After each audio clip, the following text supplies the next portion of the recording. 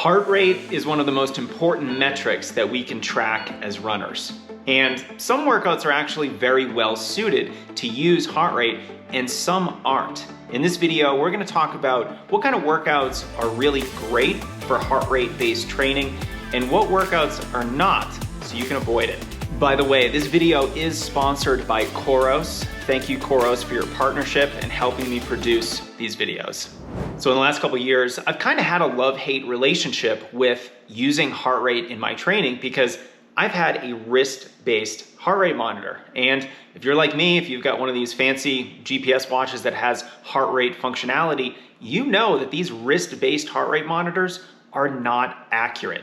I talk with my private clients all the time about how we should not trust wrist-based heart rate monitors. So if you are currently using a wrist-based heart rate monitor, let's just kind of forget about that data. It is not accurate enough to be a reliable source of information to guide your training. Now, in the last couple of weeks, things have changed. I recently got this wonderful little piece of technology, which is the new COROS heart rate monitor. And the great thing about this thing is that it doesn't go on your wrist, nor does it go on your chest. It goes right there on your bicep, and that's that.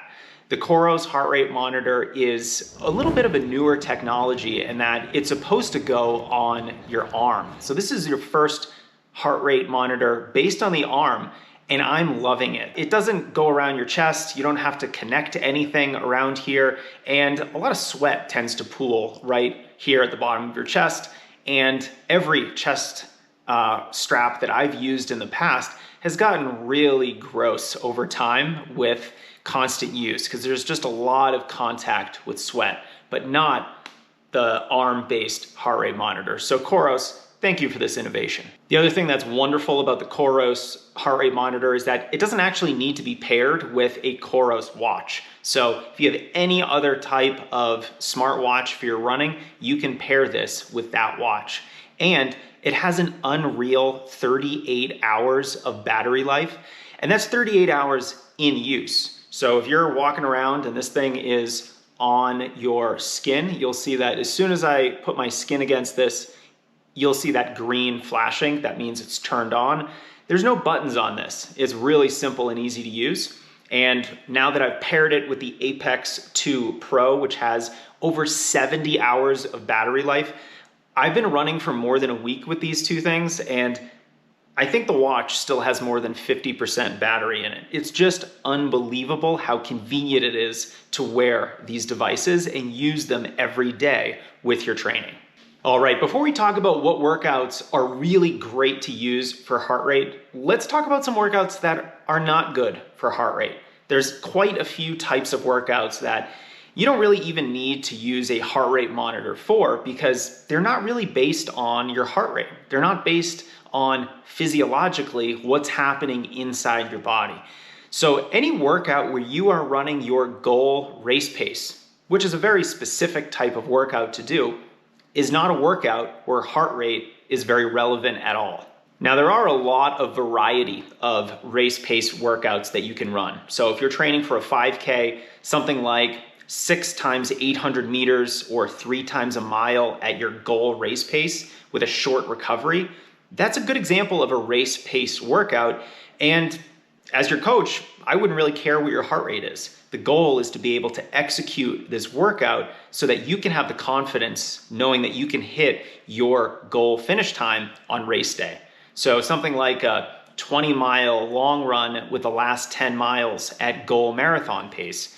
This is a really great workout, but it's not really heart rate based. And while your heart rate data might be interesting, the workout is not run based on the heart rate. So it's fun to look at afterwards, and it can certainly inform maybe what you can do on race day, because after all, if you run your goal marathon pace and your heart rate is firmly in the high end of zone 4 or zone 5, something like that, if it's at 92% of your maximum, you know that that's probably too aggressive of a pace. But as long as your pacing is accurate, race pace workouts are really integral to you accomplishing your goals on race day, and they're not based on heart rate.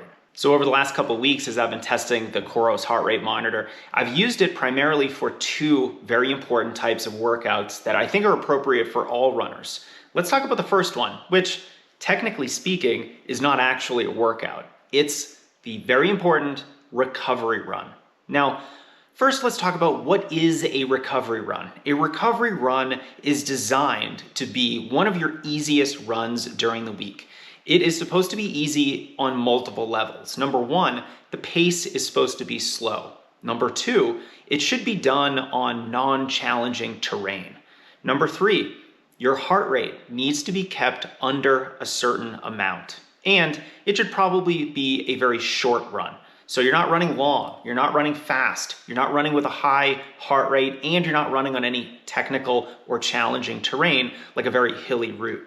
If you do this, you can be very confident that you have just run a good recovery run. Now, a heart rate monitor is one of the most valuable tools that you can use to keep your heart rate in check, because that's arguably the most important aspect of a recovery run is the overall effort. How hard was this run? And a big component to answering that question is your heart rate. So what I like to do is figure out what my zone 2 pace is. My zone 2 is roughly 135 to 150 beats per minute for me. Maybe about 145. So I know if I'm keeping my heart rate under 145 beats per minute, I know that I'm having a really good recovery run. Now, I'm gonna show you some data of a recent recovery run that I've done with the COROS heart rate monitor, and you can see how, number one, my heart rate stays pretty consistent throughout the entire run. I'm not really speeding up too much. I'm running the same effort throughout this run, and my average heart rate over this 4-mile distance was 140 beats a minute.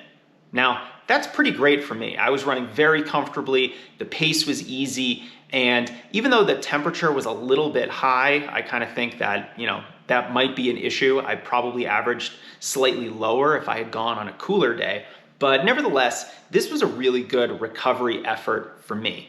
And if you struggle with making sure your easy days are truly easy, because we should be polarizing our training, making our easy days very easy, but our hard days very hard. That's gonna really allow us to prioritize recovery on those easy days and prioritize gaining fitness on the hard days. If you struggle with that, if you tend to speed up on your easy or recovery runs, a heart rate monitor is going to be really valuable for you because it essentially puts a cap on your heart rate.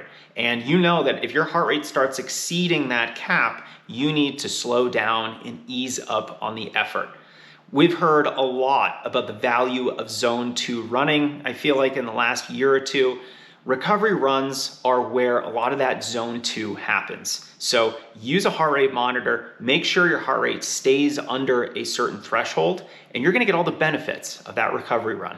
Now, the other type of workout that's excellent for using a heart rate monitor is the very important threshold workout, also known as a tempo run, a lactate threshold run, or an anaerobic threshold run.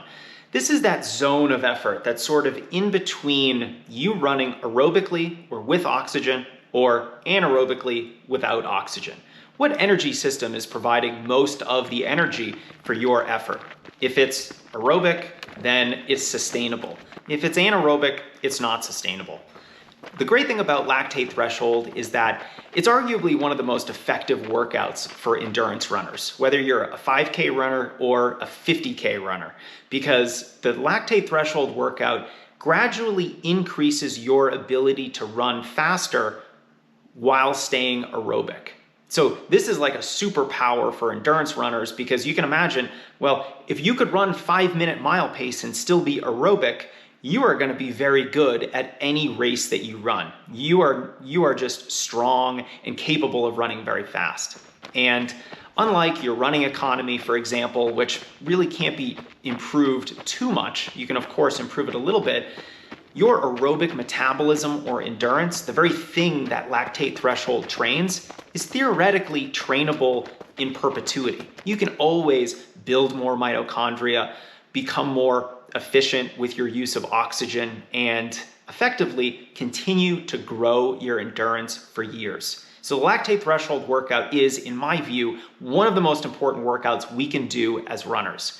And a heart rate monitor helps you execute these workouts appropriately. And this is really important because the lactate threshold workout is a workout where you actually shouldn't be going too fast. It's not a good thing to go too fast during a tempo run because you effectively go anaerobic and then you defeat the purpose of the run. So a heart rate monitor keeps you in that appropriate zone.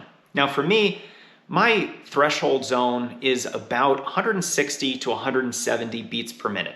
I tend to think it's probably more like 163 to 173 beats a minute. We might call this, a zone of effort where the lactate levels in my blood are where we would consider my lactate threshold. And if I can stay in this band of effort, then I'm going to gain all the benefits of a threshold run.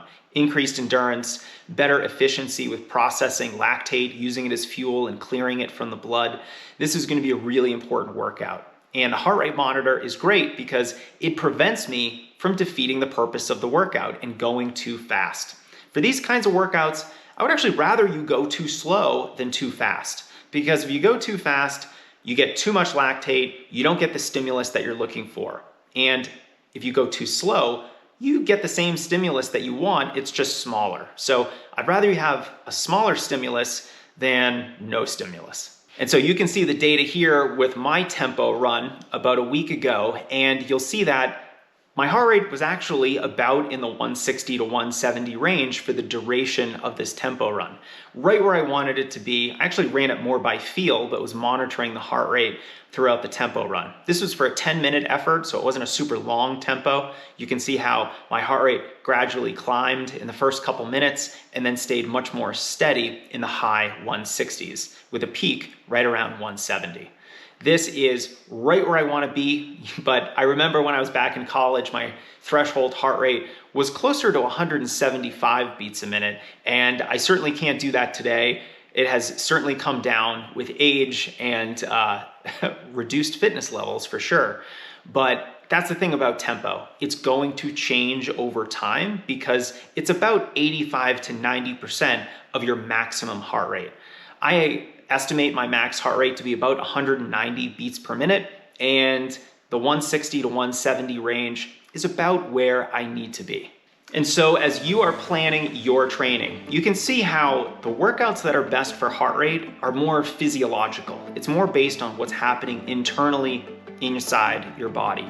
And the workouts where we don't really care as much about heart rate are those workouts that are based on a race finish time or pace. So you can use this framework to help inform your training. And again, I want to thank COROS for their partnership with this video. If you want to get a free accessory like a free watch band or try out any of their wearables like their amazing new heart rate monitor that can go on your bicep or the Apex 2 Pro that I really love. I mean, guys, the battery life on this thing is just unbelievable. I don't know how they did it. The other thing that I'll mention, even though this video is about heart rate, I'll say that this doesn't drop GPS signal in all the places around Denver where I run, where my old watch did. So COROS, thanks for making GPS technology that actually works and doesn't all of a sudden go 2 to 3 minutes slower per mile when I run near a tall building. This thing is great. So you can go on the COROS website, you can use code STRENGTHRUNNING, you'll get that free accessory with any purchase. Thanks for watching and good luck with your training.